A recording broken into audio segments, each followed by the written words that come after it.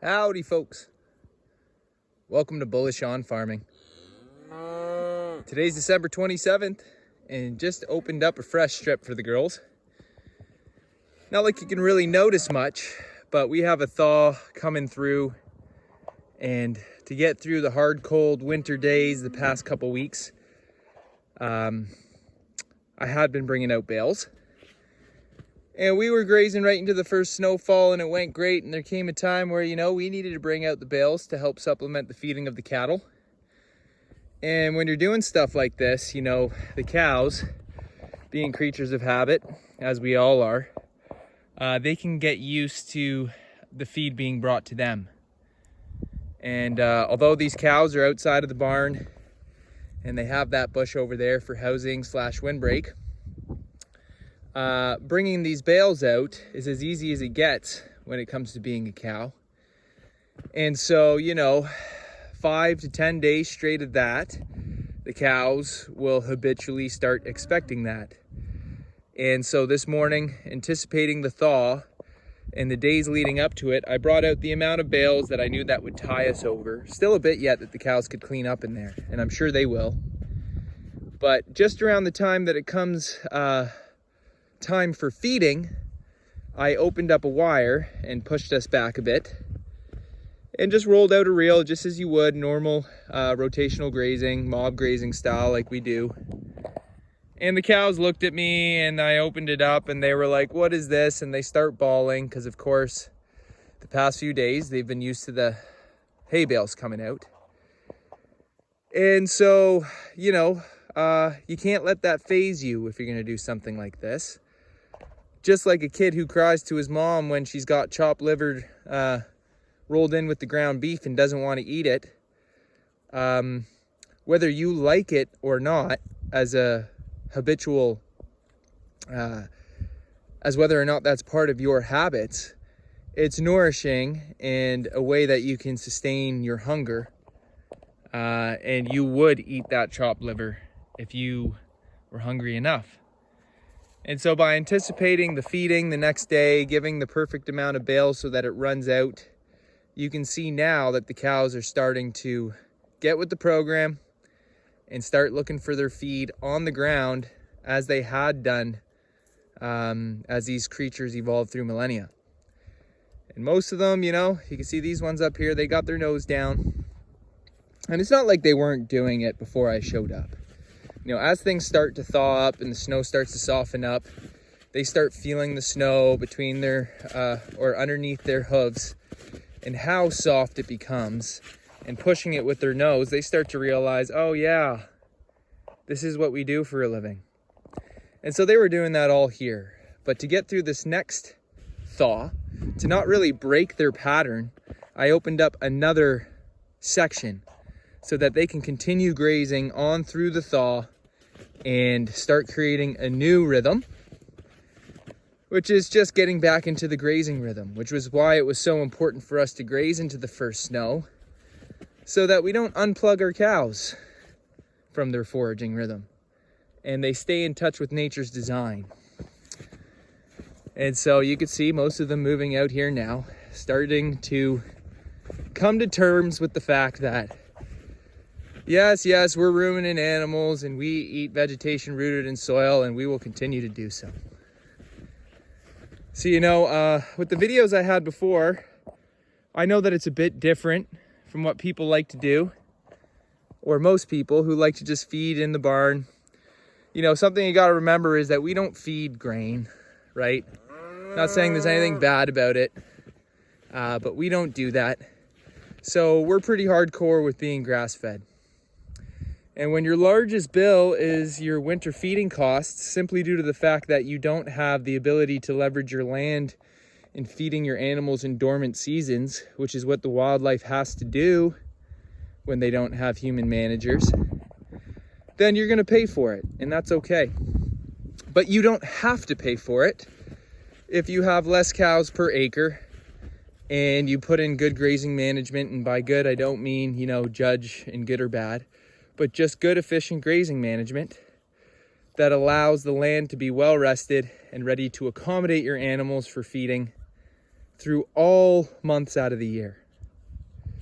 Now we get a nice hard tundra-like episode come through again. We got the bales in the barn. But you know, anticipating to cut our winter feed costs by 40% this year, that feels good. And for our cows to maintain a foraging rhythm, staying clean and in hygienic conditions, and of course, maintaining good body condition and not suffering for it, that feels even better. Because you're saving money, your animals are getting a higher quality of life with regards to hygienic conditions, and nature is recycling all their waste. So come springtime, you're not just firing up the tractor, mucking out the barn, having a full manure pile that you then need to spread through the field. And then it's all this extra work and fuel and money for what? Again, I'm not saying it's bad, but you're doing it, or we would be doing it, because it's a compartmentalized system that doesn't work with the full circle design that nature has already created. And that's what we're really passionate about here, is aligning with that design. And so, you know, grazing on as per usual. A late Christmas gift for the cows, you could say. And they're completely content doing so. And you know, you can see what they're grabbing is nice. It's not like they're just nipping tips. They're getting nice big full bites because our pasture has that ready. And so we have, you know, I've probably opened up to, I don't know, I want to say 8 acres here.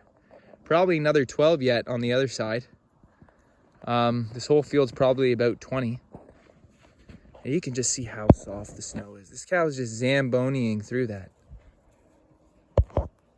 Just plowing through it with their nose, no big deal. It probably takes a few ounces of pressure to move the snow at this rate.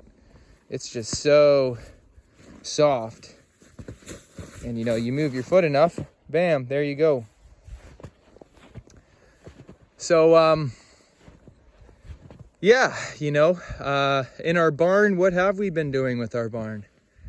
Well, I got some sows in there, first time gilts, had a couple litters, probably gonna fill it with more mothers, and probably gonna be farrowing out in there. While our growers, they stay outdoors in the pastured pork setup that we built on the farm when we moved in last year. And if you've seen previous videos, we've shown that. So you could check those out, and we'll probably have a video of them soon. And so, you know, underneath all this snow is green. Albeit, you know, it could have been rested better. But that doesn't mean that it's not adequate for feed. And when you monitor body condition on your animals, it'll be very easy for me to recognize whether or not I need to bring out more bales. But as I've said in the past, you know, we want bales to be supplementation and only in adverse conditions the primary source of feed. Hay being a processed form of food, it's not necessarily leveraging nature's design in the most optimal way. It's a nice big bite there. And so, you know, cutting hay, dehydrating it, wrapping it up and storing it in a barn, all that energy to do that, when the cows are more than happy to harvest their own feed while it's still living. Because, you know, although we're in a dormant season, these vegetative plants, I say vegetative, you know, there's maturity in there. It's not all in a vegetative state. But this vegetation is still rooted in soil.